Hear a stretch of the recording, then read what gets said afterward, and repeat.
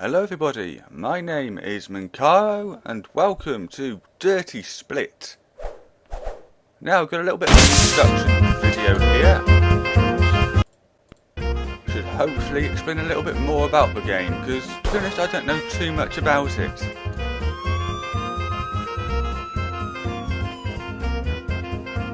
Okay, so it's looking like we've got some sort of detective thing going on here.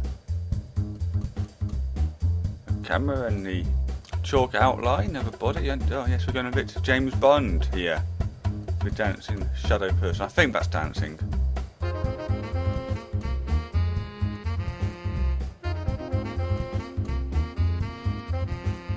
Very obviously going for the movie sort of feel to the game.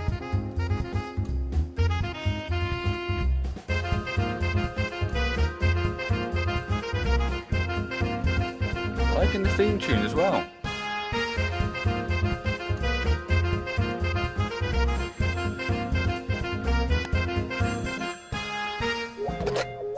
Hello. Good afternoon. Am I speaking with Mr. Baxter? This is he. This is Genevieve Vanderbilt. I require your professional help in a delicate matter. It's about a murder investigation. I'd rather not talk about it on the phone, though, so please come to our estate at 361 Prime Avenue. Ah, okay. So here we are. So it's one of those lovely point and click type games. Let's have a look at the house number first. I don't know what we can do with it, but we'll... Ah, okay, so... I have to look at the house number. No. Look at the house number.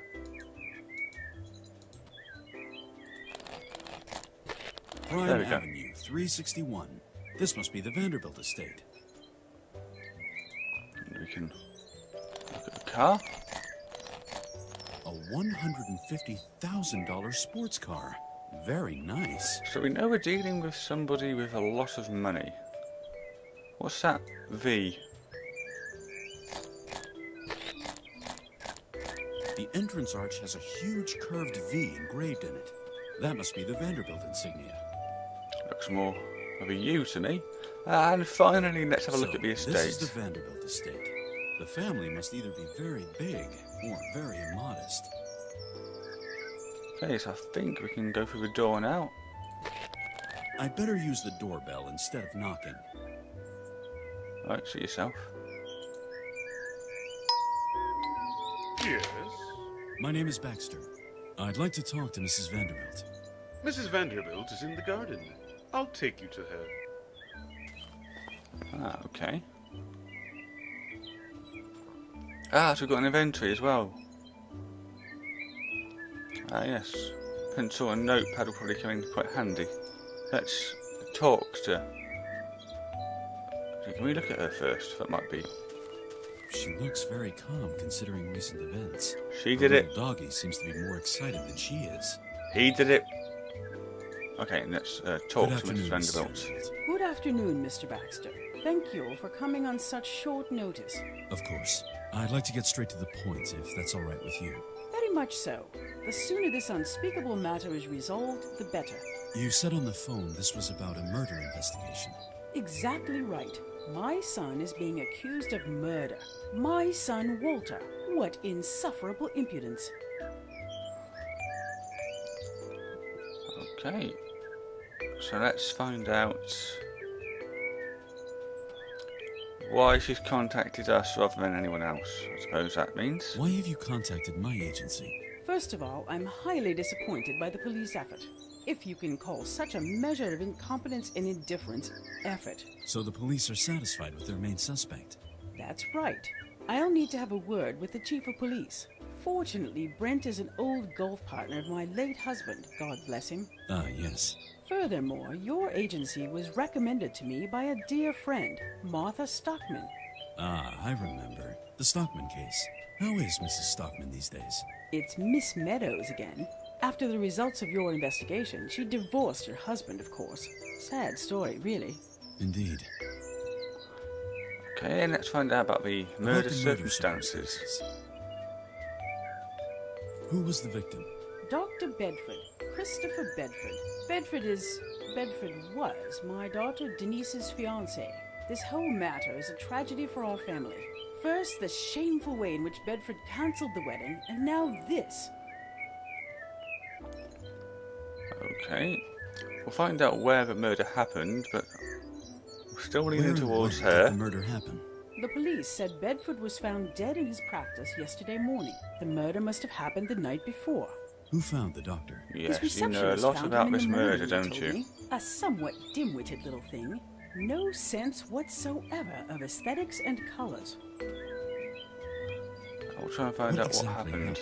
I didn't ask about the ghastly details, Mr. Baxter. I was only told that Bedford had been slain, Slain? beaten to death. Horrid, really. And the police have the audacity to accuse my Walter of being able to do something like this to another person. Okay, I so think I've heard enough we heard about the enough about the murder. Let's find out about Dr. Please, Bedford. tell me about Dr. Bedford.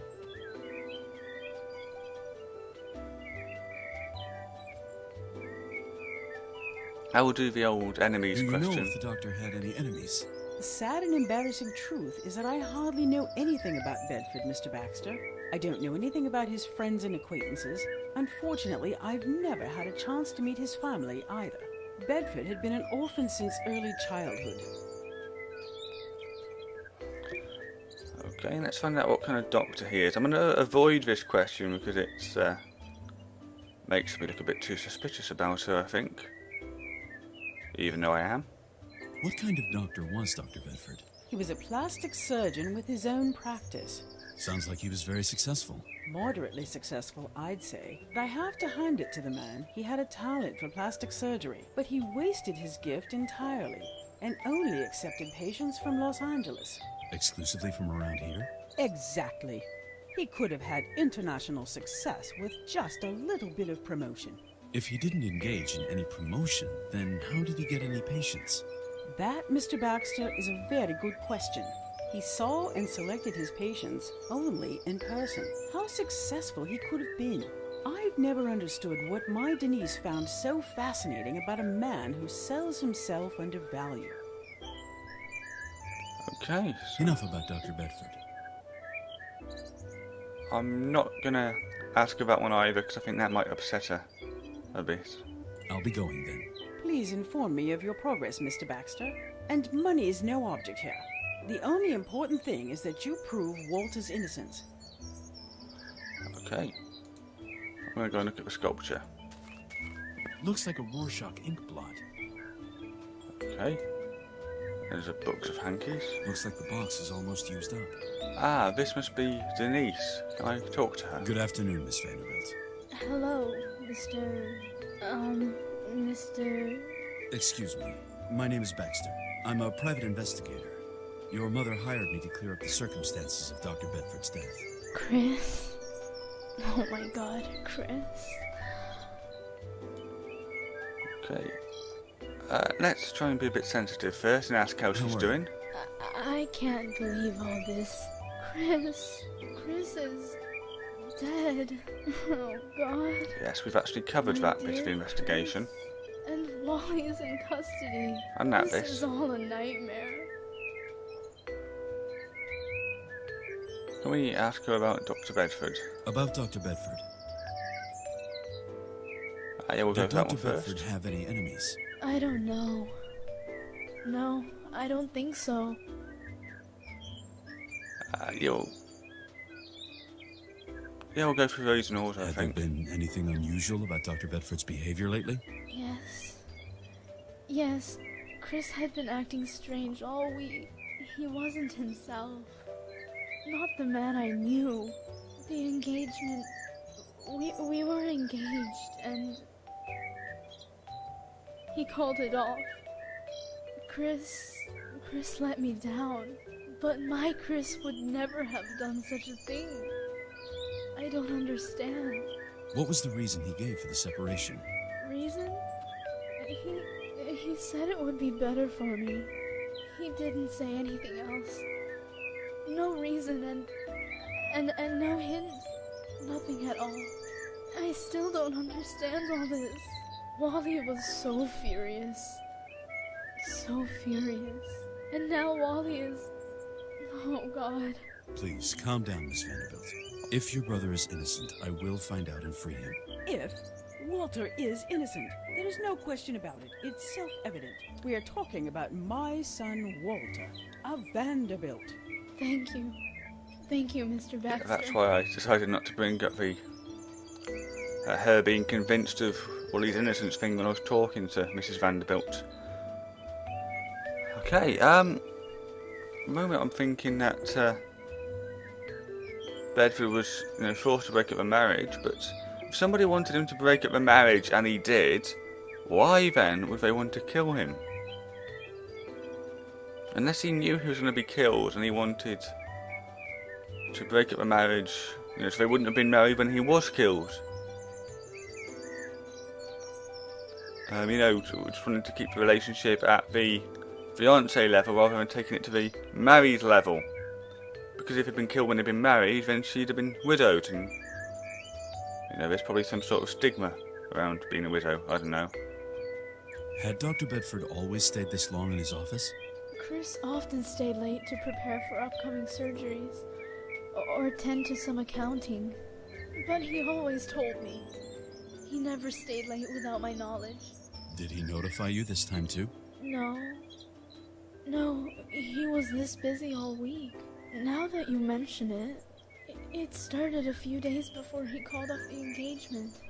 Chris missed appointments. He excused himself from dinner every evening. And finally, he disappeared into his practice altogether until... My God. Could Dr. Bedford have been waiting for a patient that night? I don't think so. Chris never saw any patients that late.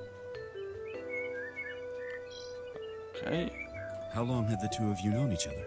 It had been almost 4 years now, and we were engaged for half a year. Until last week. Is it possible that another woman... Mr. Baxter, that is outrageous. Pardon the question, please. But I have to consider every possibility if we want to get ahead on this. Yes, No, I understand. No offense taken. No, I don't think there was another woman. Then again, Chris was so different over the last days. Like a complete stranger. I'm not sure about anything anymore. Okay, I think we're done with that. Can I ask some questions about Walter, though? A few questions about Walter.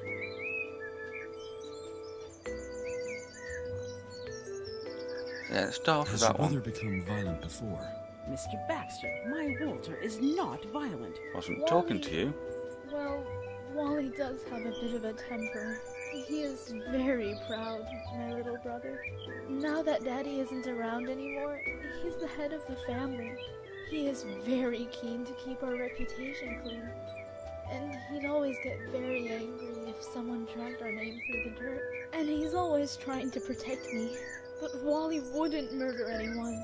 No, Wally wouldn't do that. Not my little brother. I think we need to speak to this Walter. Do you know where Walter was at the time of the murder? No, I don't know.